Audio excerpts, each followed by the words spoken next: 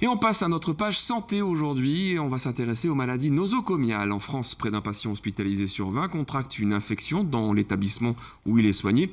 Cela représente nationalement 750 000 cas par an.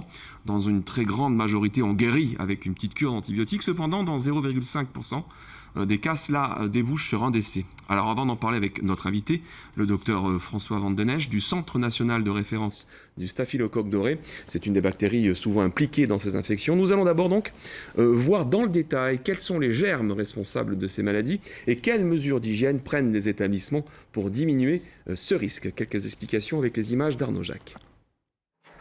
Dans tous les services hospitaliers, c'est une tâche quotidienne et obligatoire. Le nettoyage minutieux des éléments mobiliers de la chambre du patient avec un désinfectant adapté. Donc nous, on a opté pour le produit prêt à l'emploi. Comme ça, il y a une question de facilité et il n'y a pas d'erreur au niveau de la dilution des produits. C'est toujours un détergent désinfectant et qui est beaucoup plus rapide à l'emploi et plus efficace au niveau de l'entretien. Des procédures d'hygiène drastiques que l'on retrouve également pour les tout petits actes médicaux dits invasifs, comme une prise de sang ou comme ici, la pose d'un cathéter. Pourtant, ces protocoles, même suivis à la lettre, n'empêchent pas certains patients de développer une maladie nosocomiale. Au groupement hospitalier Est de Lyon, le taux d'IAS, infection associée aux soins, est dans la moyenne nationale entre 5 et 6% des patients hospitalisés. Ces maladies sont principalement dues à 3 bactéries. La première sur le podium, c'est l'entérobactérie type Escherichia coli, responsable le plus souvent d'infections urinaires. Puis vient le fameux staphylocoque doré. On lui doit notamment l'infection des zones d'incision chirurgicale.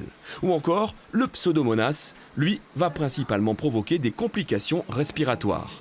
Des bactéries qui se développent certes à l'hôpital, mais qui généralement ne viennent pas de l'hôpital. Dans la plupart des cas, les patients s'infectent avec leur propre flore.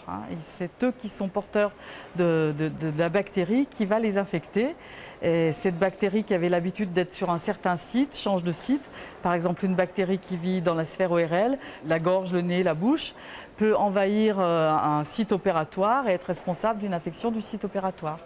Une fois diagnostiquées, toutes ces infections opportunistes peuvent se soigner par la prise d'antibiotiques. Mais ces maladies peuvent s'avérer plus graves, notamment pour les patients les plus fragiles. Par exemple, des patients en réanimation qui sont immunodéprimés, les patients transplantés, les patients qui ont des chimiothérapies, les patients très âgés ou très petits, comme la néonate, les patients qui ont beaucoup d'actes invasifs et de dispositifs médicaux, type cathéter, intubation, sondage urinaire, etc. Tout ça, ce sont des facteurs de risque. Dans de très rares cas, ces infections peuvent conduire à des septicémies, voire au décès du patient. Néanmoins, d'après les dernières études, le taux de maladie nosocomiale reste stable depuis 10 ans et dans l'immense majorité, les cas d'infection ne viennent pas d'un défaut d'hygiène. Docteur Vandenesse, bonjour. Avec vous, on va tordre le cou à certaines idées reçues.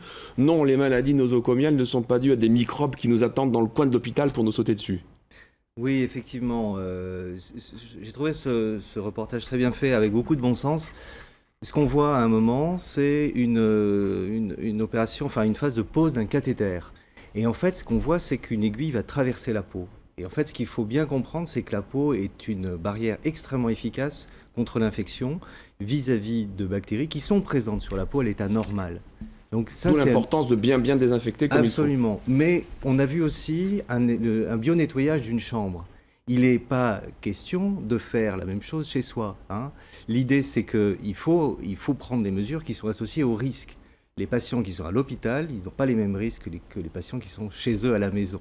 Voilà, donc ça c'est une première notion, c'est que nous vivons avec des bactéries. Nous sommes porteurs des propres germes qui peuvent un jour ou l'autre nous infecter. Absolument, nous sommes porteurs, et même il y a même un dicton qui dit que c'est les bactéries qui nous hébergent, puisqu'on a plus de bactéries dans notre corps et sur notre peau que l'on ne contient de cellules nous-mêmes. Donc les bactéries, nous vivons avec et elles sont absolument indispensables à l'éducation de notre système immunitaire, par exemple, à lutter contre les maladies cancéreuses. Donc, le rôle des bactéries chez l'homme est absolument essentiel. Il ne faut pas imaginer un monde sans bactéries. Que du coup, certaines bactéries que l'on porte sur soi, qui ne déclenchent pas de maladie, on n'est pas malade, même si on les a, peuvent le devenir, du coup, pathogènes. Voilà, ce très bon exemple de ce cathéter-là qui va traverser la peau, c'est une effraction de ces barrières de défense naturelles.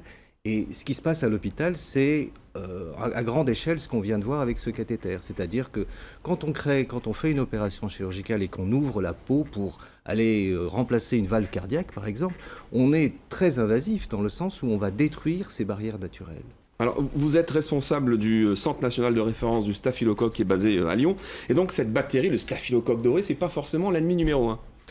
Eh bien non. Parce que 3 personnes sur 10, vous me disiez, on est porteur sain, 3 personnes sur 10 en ont dans le nez. Absolument. Nous Et dans sommes l'aine. 30% de la population à porter du staphylocoque doré dans le nez et d'autres espèces sur l'ensemble du revêtement cutané. Et donc, l'évolution, nous avons été sélectionnés par l'évolution aussi pour porter ces bactéries. Donc, il faut simplement mesurer le risque et prendre les précautions nécessaires, par exemple dans le cadre d'interventions chirurgicales ou de pose de cathéter, où là, il faut faire en sorte que cette bactérie ne rentre pas à l'intérieur de la circulation, à l'intérieur de nos tissus et nous rende malades. Alors, ce staphylocoque doré est notamment responsable, on l'a vu il n'y a pas longtemps, du choc toxique chez les femmes qui utilisent des tampons périodiques.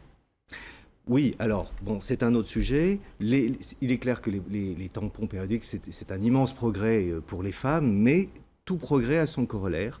Et le corollaire, c'est un risque accru d'infections extrêmement rares, mais très graves, que sont les chocs toxiques. Alors, c'est une question d'éducation et d'apprentissage à la fois des personnels et des personnes et des professionnels.